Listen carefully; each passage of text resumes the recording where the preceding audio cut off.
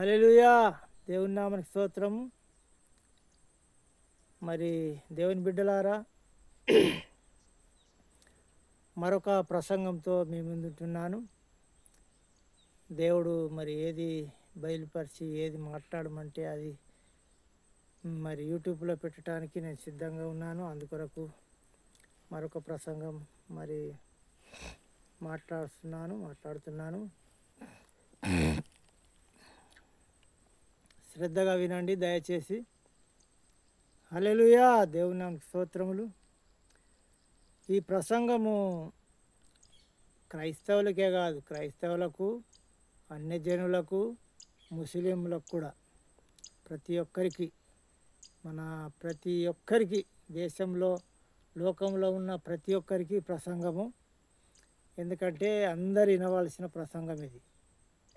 కాబట్టి ఈ ప్రసంగం పేరు ఏంటంటే అడుగుడి ఇయ్యబడును, వెదుకుడి దొరుకును అనే ప్రసంగం. ఎందుకంటే మన క్రైస్తవుల కోణంలో చెప్పాలంటే ఇంకో కోణంలో మరి చెప్పవచ్చు, కానీ దీని కోణము వేరే ఉన్నది. మీరు వింటూ ఉంటే మీకు అర్థమవుతుంది. మన క్రైస్తవులకే కాక అన్యజనులకు, మన ముస్లింలకు, ఏ మతం వారికైనా కానీ ప్రతి ఒక్కరూ వినొచ్చు. ఇది వింటే వారు మరి ఆత్మీయ జ్ఞానము పొంది దేవుణ్ణి వెదికే జ్ఞానము కలుగుతుందని దేవుని ఆశ, మన ఆశ కూడా ఉండాలి. హల్లెలూయా!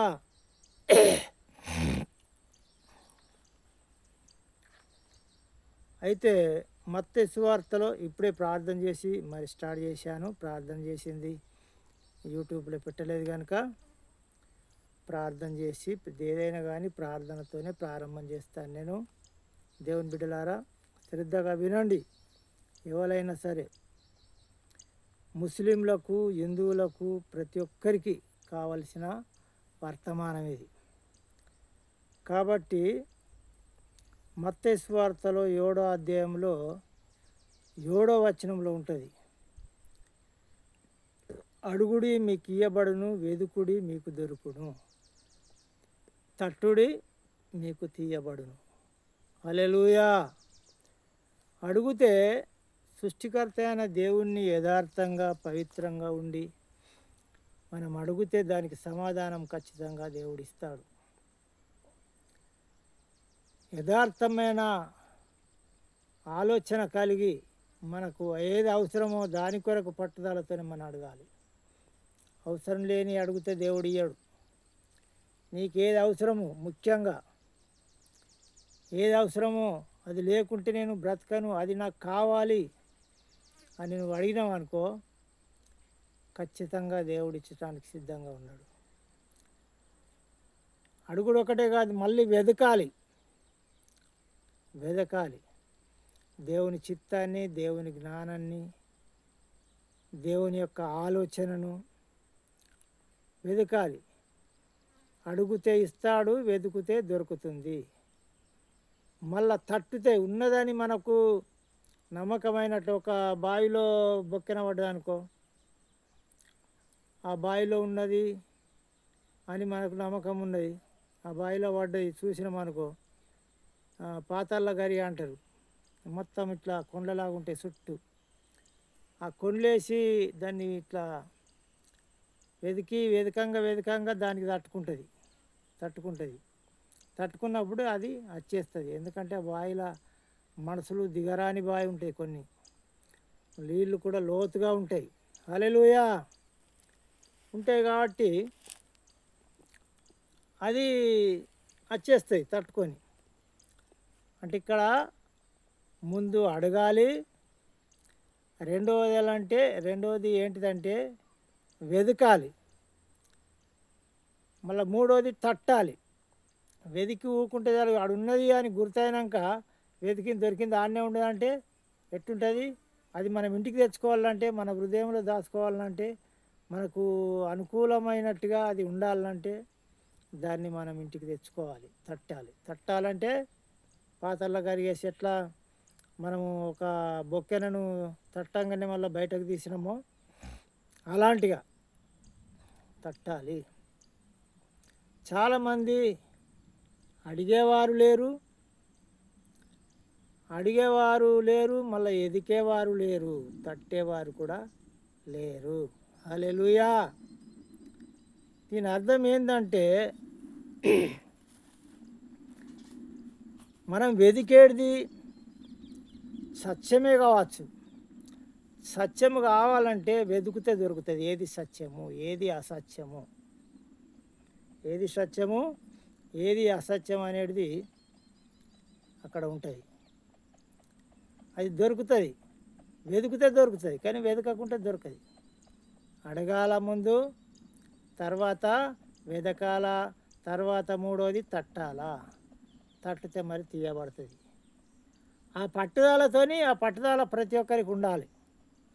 జ్ఞానమే కావచ్చు, అది సత్యమే కావచ్చు, మనకు తెలియని విషయాలు ఎన్నో కావచ్చు, అవన్నీ కూడా కావచ్చు. అది మనిష్టమైనట్టే నడుస్తూ ఉంటే అది మాత్రం దొరకదు. నాకు తెలిసిందే వేదమని మనం నడుస్తూ ఉంటే అది మాత్రం దొరకదు. కాబట్టి దాని కొరకు అడగాల ముందు, రెండోది ఏం చేయాలంటే వెదకాల, దొరికే వరకు వెదకాల. దేవుణ్ణి అడగాల, వెతుకుతూ ఉండాల. సత్యమే కావచ్చు, అది జ్ఞానమే కావచ్చు.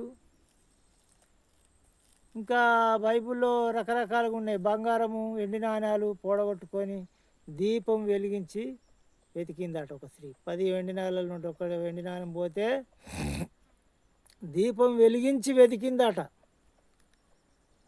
వెతికినప్పుడు అది దొరికినప్పుడు ఎంతో సంతోషం కలిగిందట. మరి అది పోని అని ఊకున్నదా? పోని అని ఊకుంటే మనకు అజ్ఞానం అయితే తెలివి తక్కువ అయిపోతుంది. వెతకాలి. ప్రతి ఒక్కరు ఎవరే కానీ నిజమైన దాన్ని పట్టుకోవాలంటే దాన్ని వెతకాలి.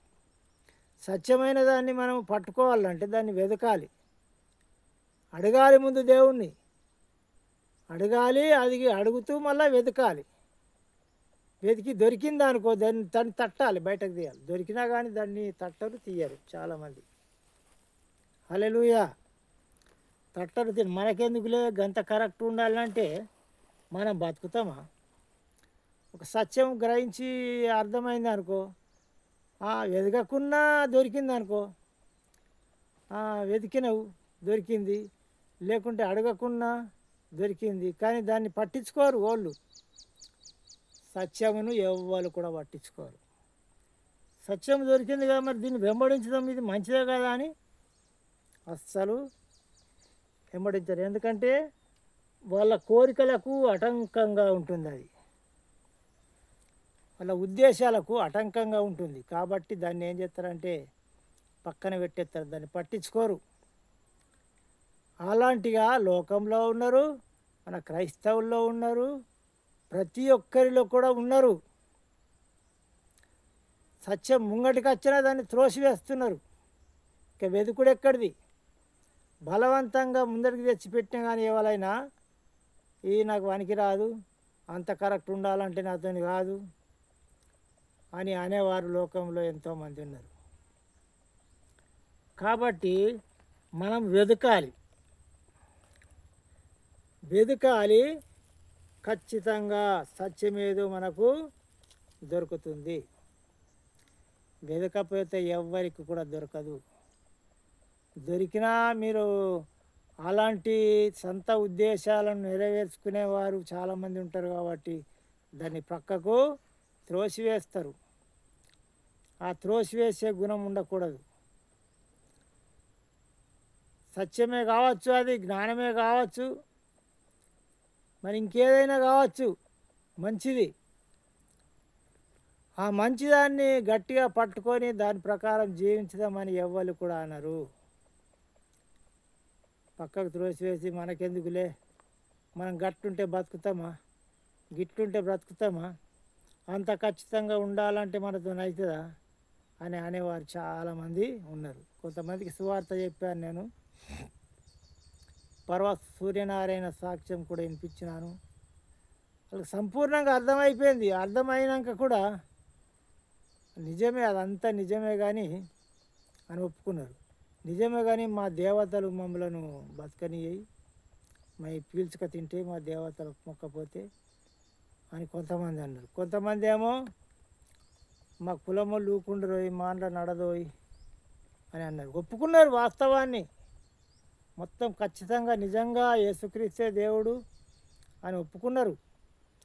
ఒప్పుకొని కూడా మా కులంలో నడదోయి, మాది పెద్ద కులము అని అన్నోళ్ళు ఉన్నారు. కొమట్లు బ్రాహ్మణులకు వినిపించిన, చాలామందికి వినిపించినాయి. కాపళ్ళకు ఎంతోమందికి వినిపించిన, సువార్త చెప్పిన, ప్రయాసపడి ఎంతో నేను ప్రయాసపడ్డా. కానీ చెప్పుడు మనంతు నమ్మని నమ్మకపోని. మీరు వెళ్ళి సర్వలోకానికి సువార్త ప్రకటించుడి అని మార్క్స్ సువార్తలో ఉన్నది. సువార్త ప్రకటించుడి, మార్క్స్ సువార్త 16 అధ్యాయం నుంచి చదివితే ఉన్నది. నమ్మి బాప్తిసం పొందినవాడు రక్షింపబడును, నమ్మని వానికి శిక్ష విధింపబడును. అంటే ప్రకటించే బాధ్యత మనది. ఒకవేళ నమ్మి బాప్తిసం తీసుకుంటే వాడు రక్షింపబడతాడు, లేకుంటే నమ్మని వానికి శిక్ష విధింపబడుతుంది. అంతేగాని చెప్పుడు నీ అంతు, ప్రకటించుడు నీ అంతు. మన భారం అనేది, మన బాధ్యత అనేది తీర్చుకోవాలి అంతే.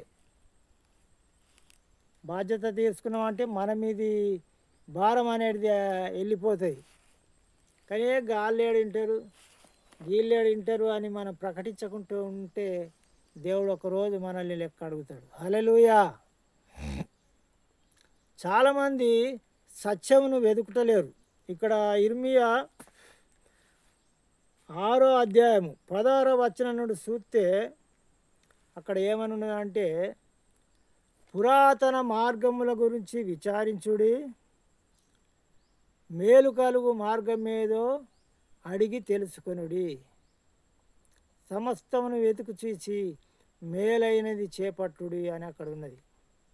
అన్ని వెతికి చూడు, పురాతన మార్గముల గురించి విచారించు, నీకు మేలు కలుగు మార్గం ఏదో అందులో తెలుసుకొని మీరు సంపూర్ణంగా అర్థం చేసుకొని పరిశీలన చేసి, మీకు తెలకుంటే అడుగు, ఇంకా వేరే గ్రంథాలు చదువు, ఇవన్నీ చదువు, అన్నిట్లలో పరిశీలన చేసి నీవు తెలుసుకుంటే అప్పుడు నీకు నెమ్మది కలుగును అని అక్కడ రాయబడి ఉన్నది.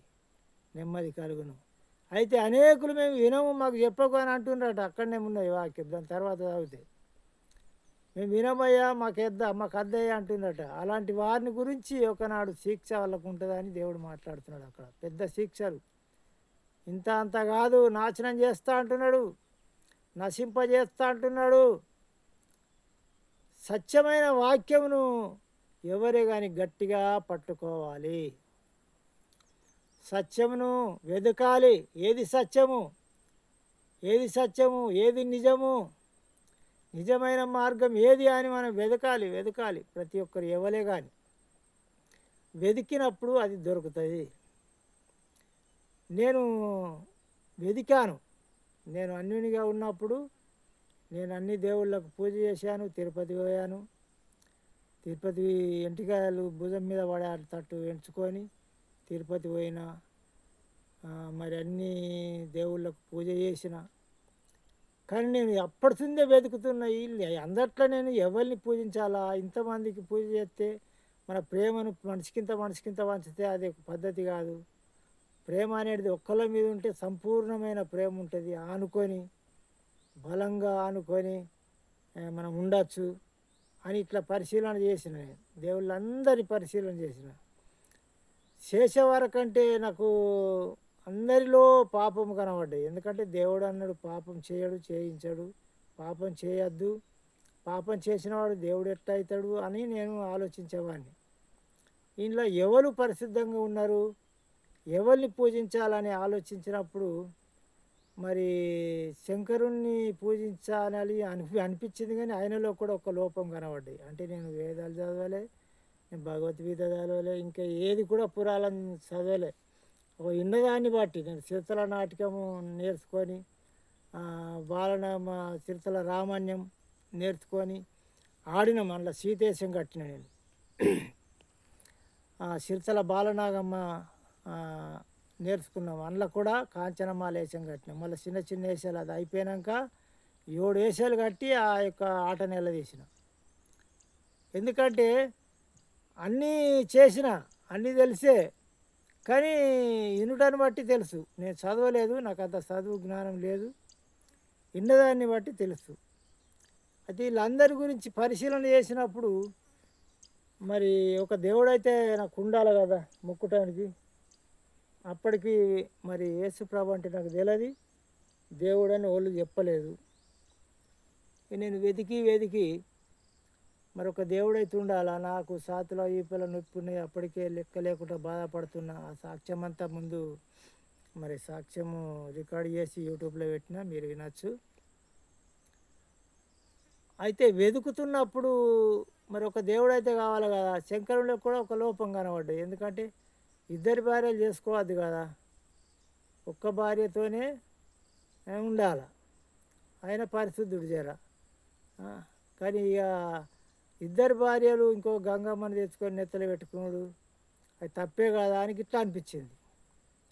తప్పే కదా అనిపించింది. అయినను ఒకళ్ళు మొక్కటానికైతే ఒక్క దేవుడు లేకుంటే ఎట్లుంటుంది, ఖాళీ ఉంటే మంచిగా ఉండదు కదా అని అనుకొని శంకరుని ఫోటో ఒకటే పెట్టుకున్న. కడమ ఫోటోలన్నీ బోర్రేసి పెట్టిన.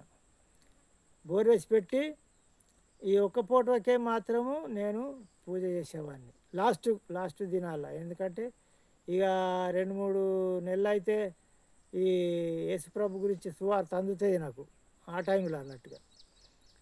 అప్పుడు బాగా ఆలోచించి ఇక నాలో నొప్పి, మంట, నొప్పి, శరీరం అంతా బాధ, ఎల్లకాలం నేను చచ్చిపోతేనేమో అన్న బాధ, నేను చచ్చిపోతే నా భార్య పిల్లల గతేం కావాలన్న బాధ, ఇవన్నీ కూడా ఉన్నాయి. అవన్నీ కూడా మరి సాక్ష్యంలో నింపి రికార్డ్ చేసి మరి వీడియో తీసి యూట్యూబ్లో పెట్టాను, మీరు వినొచ్చు, చూడవచ్చు. బ్రదర్ విజయ్ కుమార్ గారి సాక్ష్యం అని ఉంటుంది. అయితే నా ఛానల్ పేరు విజయ్ కుమార్ ఇవాంజలిస్ట్, నా ఛానల్ పేరు, మీరు చూడవచ్చు. అయితే అంటే అలా వెతకాలన్నమాట. నేను వెతికిన, దేవుణ్ణి తెలుసుకోకముందే వెతికిన. ఎవరు నిజమైన దేవుడు, పాపం లేని దేవుడు ఎవరు, పాపం ఉంటే మనలాగా మనుషుల్లాగా పాపం చేసినప్పుడు దేవుడు ఎట్లా అవుతాడు అని ఇట్లా వెతికిన. నేను నీతిగా ఉండాలా, కరెక్ట్ ఉండాలా, ప్రజల్లో మంచి పేరు తెచ్చుకోవాలన్న ఉద్దేశం ఇదొకటి ఉండే మొదటిది. ప్రజల్లో మంచి పేరు తెచ్చుకోవాలా, నీతిమంతుడని. ఆలూరు ఎల్లయ్య అంటే మంచోడు, కళ్ళు తాగాడు, బీడి తాగాడు అని అందరు. అప్పుడే కళ్ళు బీడి తాగపోతుంటే నేను చుట్టాలు వచ్చినప్పుడు మాత్రమే కళ్ళు తాగుతుంటే. ఇక అందుకొరకని ఈయన ఆ కళ్ళు తాగినా కానీ నాకు సాతుల వైపులు ఎక్క నొత్తుండే, బాగా నొత్తుండే, నొప్పి మంట. బీడు ఎప్పుడన్నా ఆనకాలము అల్లీళ్ళు చలిపెట్టారా తాగురా అంటే తాగితే నాకు నోట్లేసి ఏళ్ళేసి మళ్ళా రాకి కడుక్కునేదాకా మనసున పట్టపో ఆసన. అట్లా ఉండేవాడిని. నాకు ఏది సంపూర్ణంగా తాగాలని నాకు మనసు కొట్టుకోపోతాను. మొదటి నీతిగా ఉండేవాడిని, నేను నీతిగా ఉండేవాడిని. మరి అదంతా కూడా చరిత్ర మరి యూట్యూబ్లో ఉన్నది, నా సాక్ష్యం. ఎందుకంటే అలాంటిగా మనం వెతికే వారంగా ఉండాలి. వెతికినప్పుడు ఖచ్చితంగా మనకు దేవుడు దొరుకుతాడు. సత్యం మీద మనకు ముందుకు వచ్చేస్తుంది. అది ఏ రకంగా నచ్చుతుంది, మనం వెతుకుతూ ఉండాలా, అడుగుతూ ఉండాలా, వెతుకుతూ ఉండాలా. మళ్ళీ తట్టుడు అంటే ఏంటి, బొక్కెనకు పాతలో కరిగి తట్టగానే బొక్కెన బయటకు వచ్చింది. మనకు దొరికినప్పుడు మనం గట్టిగా పట్టుకున్నాడే తట్టుడు. మనకు సత్యం ఏదైతే దొరుకుతుందో మనం దాన్ని గట్టిగా పట్టుకున్నప్పుడే, దాని ప్రకారం నడిచినప్పుడే తట్టినట్టు, మనం బయటకు తీసుకున్నట్టుగా అది. అయితే ఆ ప్రకారంగా మనము దొరికినప్పుడు గట్టిగా పట్టుకోవాలా, అది నిజమని దాన్ని వెంబడించాలి. దాన్ని వెంబడించినప్పుడు అప్పుడు నిజముగా మనము దాన్ని అనుసరించినట్టు పట్టుదలతోని. హల్లెలూయా. అలాంటిగా మనం ఉండాలి, వెతికే వారంగా ఉండాలి. విచారించే ఏది మంచిది ఏది చెడ్డది. మంచి చెడ్డల తెలివినిచ్చే ఫలము తిన్నప్పుడే మనకి మంచి చెడులు అనేది దేవుడు ఇచ్చేసిండు ఎప్పుడు. ఆది కాండంలో 3వ అధ్యాయం 22వ వచనంలో ఉంటుంది. ఆ ఫలము తిన్నాక ఆదామును అంటున్నారు, దేవుడు పరిశుద్ధాత్మ దేవుడు త్రియొక దేవుడు వాళ్ళు కలిసి మాట్లాడుకుంటున్నారు. ఏమని మాట్లాడుతున్నారంటే ఆదాము మనలో ఒకని వంటి వాడాయను అని మాట్లాడుతున్నారు. ఎందుకంటే జ్ఞానములో, వివేకములో, ఆలోచించటంలో మంచి మంచి చెడ్డలను గురించి, ఆ, చెడులు మంచులు అన్నీ ఏది మంచి ఏది చెడు అని ఆలోచించే విధానంలో మనలో ఒకని వంటి వాడాయను అని అక్కడ మాట్లాడుతున్నారు. ఆది కాండము ఆది కాండము 3వ అధ్యాయము 22వ వచనంలో మీరు చదువుకోండి, రాసి పెట్టుకోండి, చదువుకోండి. ఆ జ్ఞానం మనలో ఉన్నది, సత్యము మనలో ఉన్నది. దాన్ని ఏంటంటే చాలామంది అనగదొక్కుతున్నారు, ఆ జ్ఞానమును బయటకు రానిత్తలేరు. ఆలోచిస్తే మనకు జ్ఞానం వచ్చేస్తుంది. మనము దిమాకులో తిప్పుకుంటే ఖచ్చితం ఏది సత్యం ఏది అసత్యం అనేది మనకు తెలిసిపోతుంది. తెలిసినా కొంతమంది ఏం చేస్తున్నారు, దాన్ని బయటకు తీయదు. అది మనకు నడది, అది అన్నం పెట్టది. ఆ సత్యంలో నడితే మనం అన్నం తినము అనేటోళ్ళు చాలామంది ఉన్నారు. అన్నం ఎందుకు తినము, ఉపాసం ఉంటారా సత్యంగా ఉన్నాడు? మనం అక్రమంగా ఏ తప్పు చేసి ఎవరిదైనా దోసుకుంటే దానికంటే 4 అంతలు పోతుంది. కానీ పోయేదాన్ని గమనించారు, ఆలోచించారు. కానీ వచ్చేది అబద్ధం ఆడితే మనకి ఇది వస్తుంది, సత్యం మాట్లాడితే ఏమవుతుంది అన్నట్టుగా చూస్తున్నారు. హల్లెలూయా. కాబట్టి మనం సత్యంలో నడుచడానికి ప్రయత్నం చేయాలి. మరి హిందూ సహోదరులకు కూడా చెప్తున్నా, సత్యము వెతికితే మీకు ఖచ్చితంగా సత్యం దొరుకుతుంది. నిజమైన దేవుడు ఎవరో వెతికితే మీకు దొరుకుతాడు. మీకు నిజమైన దేవుడు కావాలని మాకు తపన ఉన్నది. ఎందుకంటే మీరు కూడా పరలోక రాజ్యం రావాలా. ప్రతి ఒక్కరు కూడా, అందరినీ సృష్టించిన వాడు దేవుడే, అందరినీ కన్నవాడు దేవుడే, అందరికీ దేవుడు ఒక్కడే సృష్టికర్త. నిజమైన దేవుడు, ఆ దేవుడు ఎవరో మీరు అర్థం చేసుకుంటలేరు. ఆ నిజమైన దేవుణ్ణి మీరు ఎదిగితే ఖచ్చితంగా మీకు దొరుకుతాడు. మీకు దొరుకుతాడు. మీకు దొరకాలంటే మీరు వెదకాలి, పట్టుదలతో వెదకాలి, పరిశీలన చేయాలి. పరిశీలన చేసినప్పుడు ఖచ్చితంగా మీకు దొరుకుతాడు. ఎంతో దూరం లేడు, తలుపునొద్దనే నేను తట్టుచున్నాను అంటున్నాడు. నువ్వు నా స్వరము విని నీవు తలుపు తీసినేడలా నీతో కూడా భోజనము చేస్తాను, నీలో ఉంటాను, నీతో ఉంటాను అని దేవుడు మాట్లాడుతున్నాడు. కానీ మీరు వెదుకుటలేరు.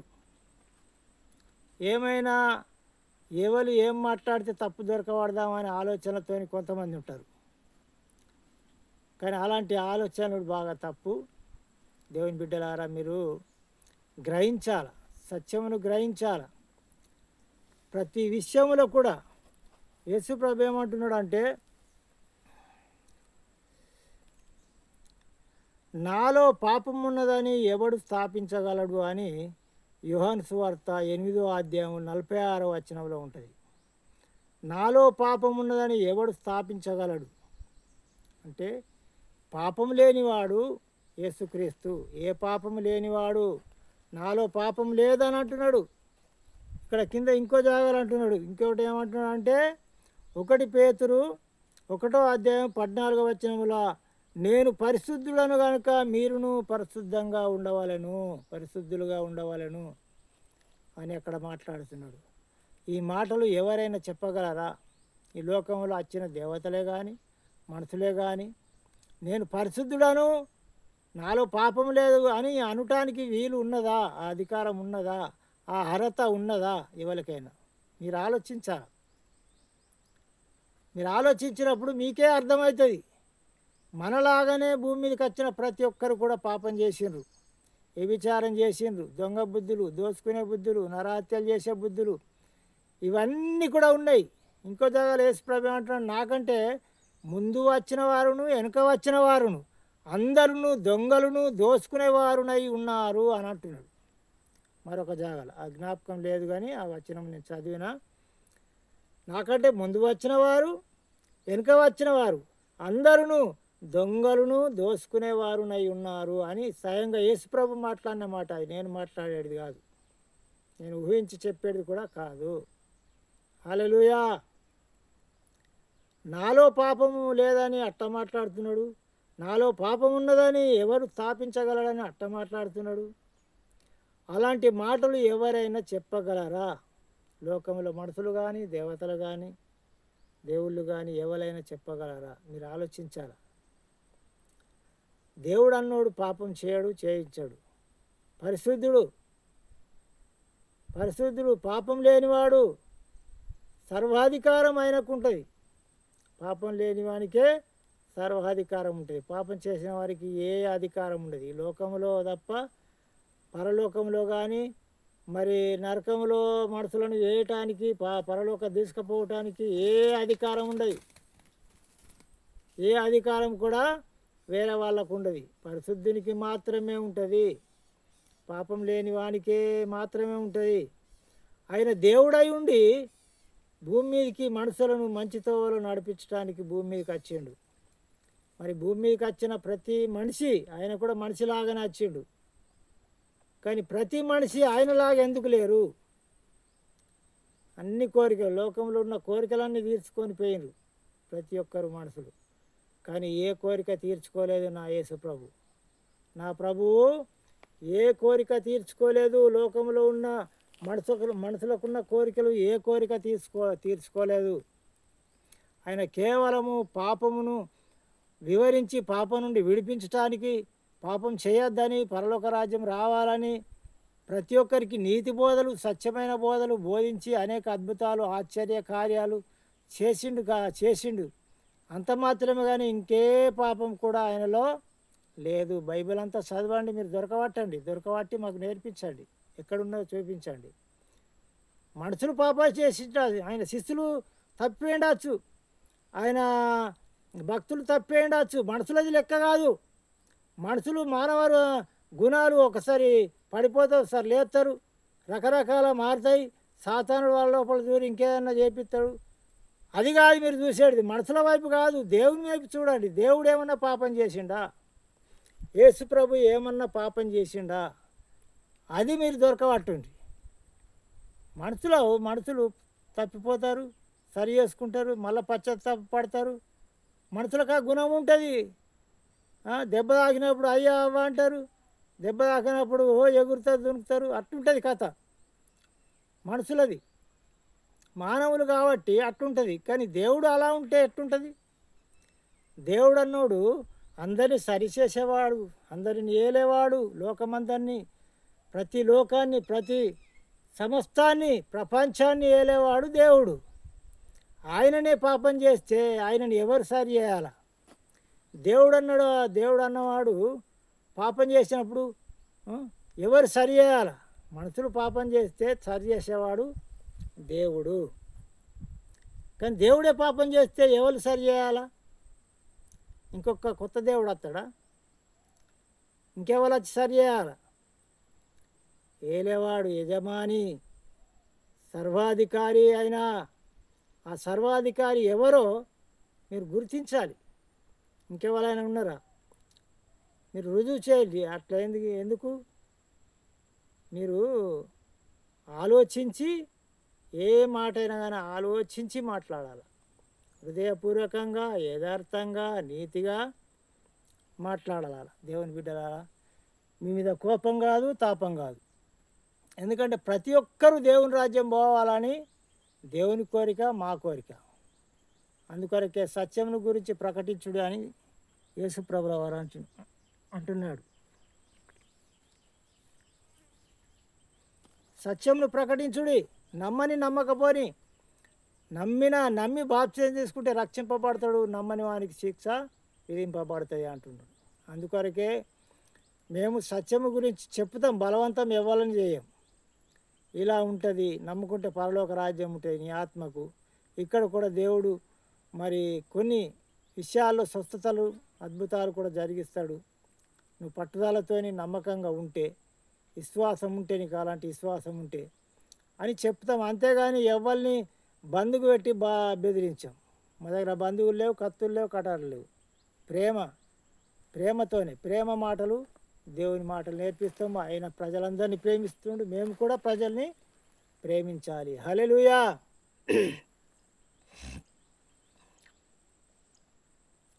అలాగే మీకు రుజువులు, ఇంకా మీకు తెలియని రుజువులు కావాలంటే అది మీ జేబుల్లోనే ఉన్నది. ఒకటి మీ జేబులోనే ఉన్నది. మీరు అడిగే ప్రశ్నలకు సమాధానాలకు అడగని ప్రశ్నలు కూడా ఉంటాయి. మీకు జ్ఞాపకం రాని ప్రశ్నలకు కూడా సమాధానాలు ఉన్నాయి. మీ జేబులు అంటే ఏంటిది? టచ్ ఫోన్ మీ దగ్గర ప్రతి ఒక్కరి దగ్గర ఉంటుంది.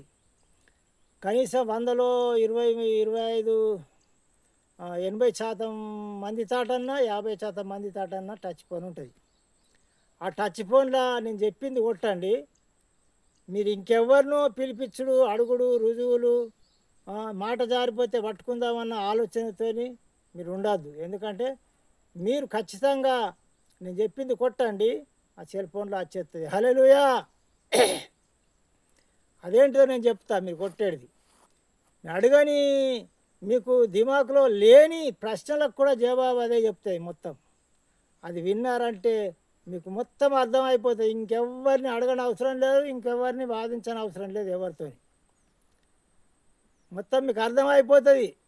అప్పుడు మీకు ఇష్టమైతే నమ్మచ్చు, లేకుంటే లేదు. అసలు దేవుడు ఎవరు, సృష్టికర్త ఎవరు, పాపాన్ని క్షమించేవాడెవరు అనేది మొత్తం రుజువులతో సహా అందులో ఉంటుంది. పరవస్తు సూర్యనారాయణ సాక్ష్యం అని కొట్టండి మీరు. హల్లెలూయా. పరవస్తు సూర్యనారాయణ సాక్ష్యం అని మీరు కొట్టినట్టయితే దానితో పాటు బ్రాహ్మణులు ఎంతమంది అయితే యేసుప్రభు వైపు తిరిగారో వాళ్ళ లిస్టు మొత్తం వచ్చేస్తుంది. దాదాపు కొన్ని 100 మందే ఉన్నారో ఇంకెక్కనే ఉన్నారో బ్రాహ్మణులు. ఎవరే నమ్ముకున్న వాళ్ళంతా యేసుప్రభు అన్ని పూజలు చేసిన వాళ్ళే. తిరుపతిలో పూజ చేసిన వాళ్ళు, కాళేశ్వరంలో పూజ చేసిన వాళ్ళు, ఇలాంటిగా ఎంతోమంది ఉంటారు. మీరు ముఖ్యంగా పరవస్తు సూర్యనారాయణ సాక్ష్యం, చిన్న పిల్లగాని లెక్క ఉంటాడు, జర బోడగుండు ఉంటుంది, అక్కడ గుర్తొస్తుంది. ఆ పరవస్తు సూర్యనారాయణ సాక్ష్యం ముందినండి, తర్వాత అవన్నీనండి. వింటే అసలు దేవుడు ఎవరు, భూమి ఆకాశాన్ని సృష్టించింది ఎవరు, మనుషులను సృష్టించింది ఎవరు, ఎలా తయారైంది, ఏమైంది అనేది మొత్తం మీకు డిక్లేర్గా ఉంటుంది. ఎవరికి అధికారం ఉన్నది, పరలోకం తీసుకుపోయే అధికారం ఎవరికి ఉన్నది, పాపాన్ని క్షమించే అధికారం ఎవరికి ఉన్నది అనేది మొత్తం అందులో రుజువులతో సహా ఉంటాయి. ఫలాని అధ్యాయం, ఫలాని వచనం మొత్తం వేదాలలో పురాణాలలో ఉంటాయి. బైబిల్లో తక్కువ ఉంటాయి. బైబిల్లో కూడా వెనక సీరి చెప్తాడు, కానీ పురాణాలు వేదాలే ఉంటాయి. ఫలాని అధ్యాయము, ఫలాని వచనం, ఆ పద్యం పాడుకుంటే దానికి అర్థం చెప్తాడు. మీరు కొనుక్కొని చదువుకోండి దేవుని బిడ్డలారా అని చెప్తాడు. అంతే, మీకు సంపూర్ణంగా అర్థమైతే ఇంకెవరిని అడగని అవసరం లేదు. ఇక ఎవరిని పిలిపించి ప్రశ్నలు అడుగుడు అవసరమే లేదు. మీరు సంపూర్ణంగా అర్థమైనాక మీకు ఇష్టమైతే నమ్మండి, లేకుండా లేదు. దేవుని బిడ్డలారా, అది మీరు ఖచ్చితంగా వినండి. పరవస్తు సూర్యనారాయణ సాక్ష్యం అని కొట్టండి. అడిగినాగా వస్తాయి. అడిగేది పెట్టుకొని, మాట్లాడేది పెట్టుకొని అడిగినా కానీ వస్తుంది. వెంటనే వచ్చేస్తుంది. నిమిషంలో, ఒక్క నిమిషం కూడా పట్టదు, క్షణంలో వచ్చేస్తుంది. మీరు ఎవరినో ఇంకా వాదించడం అవసరం లేదు. ఎవరితోని వాదాలు పెట్టుకునే అవసరమే లేదు. మీకు అవసరం లేదు. మీకు బాధనే, మాకు బాధనే. మీకు కష్టమే, మాకు కష్టమే. టైము వేస్ట్, టైం అంతా వేస్ట్. హల్లెలూయా. దేవుని బిడ్డలారా, మీరు సత్యమును గ్రహించండి, సత్యమును తెలుసుకోండి. అదే అలాగనే ముస్లిం సహోదరులకు కూడా నేను చెప్తున్నా, వారు కూడా దేవునికి ఇష్టం. ప్రతి ఒక్కరు కూడా దేవునికి ఇష్టం. ఎవరు నశించిపోవద్దని దేవుడు కోరుతున్నాడు. ప్రతి ఒక్కరు కూడా దేవుని రాజ్యం రావాలా, సత్యం తెలుసుకొని అని దేవుడు కోరుతున్నాడు. ముస్లిం సహోదరులకు కూడా నేను చెప్తున్నా, దేవుని బిడ్డలారా, మీరు యేసుక్రీస్తు ఎలాంటి వాడు, పరిశుద్ధుడా, పాపం చేసినవాడా, ఎవరి మార్గంలో నడుస్తున్నారు మీరు గ్రహించాలా బాగా. అల్లా అల్లా అంటున్నారు. అల్లా దేవుడే. ఆదామును అవ్వను సృష్టించిన వాడు దేవుడే, మేము కాదనటలేదు. ఆయననే దేవుడు. కానీ ఆయన త్రిత్వమా, ఏకత్వమా అనేది మీరు గ్రహించాలి. ఇంకా మా ముందు చెప్పబోయే అంశం మీకు ఉన్నది, ప్రత్యేకంగా మీ కొరకే, ముస్లిం సోదరుల కొరకు రుజువులతో సహా. నేను తర్వాత ఇంకో అంశంలో చెప్తాను. కానీ మీరు యేసు ప్రభు, మీకు ప్రవక్తలు మీ దాంట్లో ఉండొచ్చు. మాకు ఒకటి ఏంటంటే మహమ్మద్ ప్రవక్త గురించి కొంచెం తెలుసు కాబట్టి చెప్తాను. మహమ్మద్ ప్రవక్తకును యేసు ప్రభు ఇస్రాయేలుకు ఏమైనా పోలికలు ఉన్నాయా చెప్పండి. ఆయనకు పోలికలు ఉన్నాయా? ఈయన ఎంత పరిశుద్ధుడు, ఆ? భార్యను చేసుకోలే, పిల్లల కానిలే, ఇంకా లోకాశల కొరకు రాలే. ఆయన పరిశుద్ధుడు, స్వయంగా దేవుడై ఉండి పరలోక మహిమ నిడిచిపెట్టి మనిషి అవతారం ఎత్తుకొని మరి భూమి మీదకి వచ్చాడు. ఆయన చెప్పిన మాటలు సత్యమైనది ఏదైనా కానీ. ఆయన కూడా మీ గ్రంథంలో ఉన్నాడు, కానీ ఆయన మాటలను మీరు పక్కకు పెట్టేసి మహమ్మద్ ప్రవక్త మాటలను మీరు పట్టుకుంటున్నారు. అది ఎంతవరకు న్యాయం మీకు? మహమ్మద్ ప్రవక్త మరి యేసుప్రభులాగా పవిత్రంగా ఉన్నాడా? ఆయన భార్యలను చేసుకున్నాడు. దాదాపు 7 మందో ఏమో భార్యలు. చివరికి ఆయనకు 50 సంవత్సరాలు ఉన్నప్పుడు 6 ఏళ్ళ పిల్లని చేసుకున్నాడు. 6 ఏళ్ళ పిల్లను మీ చరిత్రలో చదువుకోండి. ఆయన చరిత్ర మొత్తము ఒక్కసారి అర్థం కాకపోతే 10 సార్లు చదువుకోండి. ఆయన పుట్టుకతోని ఆయన చరిత్ర అంతం వరకు ఎలా ఉన్నాయి ఆయన చరిత్ర మీరు చదువుకుంటే మీకే అర్థమవుతుంది. మేము వచ్చి చెప్పడం లేదు, చెప్పుడు అవసరం లేదు. మేము వచ్చి ఆ అధ్యాయాలు ఆ వచనాలు చూసి మేము బోధించడం అవసరం లేదు. నేను విన్నా కాబట్టి, ఖచ్చితంగా రుజువులతో విన్నా కాబట్టి నేను చెప్తున్నాను. కాబట్టి మీరు 6 ఏళ్ళ పిల్లని చేసుకున్నాడు. 50 సంవత్సరాల వయసు ఆయనకు. అప్పుడు 6 ఏళ్ళ పిల్లని పెళ్లి చేసుకున్నాడు. మళ్ళీ పిల్లలు ఉండంగా 6 ఏళ్ళ పిల్లని చేసుకొని 9 సంవత్సరాలకే ఆమెతో సంసారం చేసినట్టుగా అక్కడ రుజువులు ఉన్నాయి. ఆయన చరిత్ర మీరు చదువుకోండి. 9 సంవత్సరాలకే ఆమెతో సంసారం చేసినట్టు, పుష్పవతి కాకముందే, పెద్ద మనిషి కాకముందే ఆమెతో సంసారం చేసినట్టు రుజువులు ఉన్నాయి. మళ్ళీ ఆమె తర్వాత ఇంకొక ఆమెను చేసుకుంటానని మళ్ళీ ప్లాన్ వేసి పిల్లని మాట్లాడుకున్నాడు. ఆల్రెడీ మాట్లాడుకున్నాక ఆమె ఏమనుకున్నదంటే, ఈయన ప్రవక్త అయితే గ్రహించాలి, ప్రవక్త అని చెప్పుకుంటుండు కదా, నేను ఇసం పెడతా, అన్నంలో ఇసం పెడతా, ఇది ఏర్పాటు చేస్తే ఆయనకేం కాకపోతే ఆయన చేసుకుంటా అని మనసులో తలంచుకొని ఆమెకు అన్నంలో ఇసం కలిపి పెట్టింది. అన్నంలో ఇసం కలిపి పెడితే ఆ అన్నం తిని ఆ ఇసంతోనే చనిపోయిండు. హల్లెలూయా.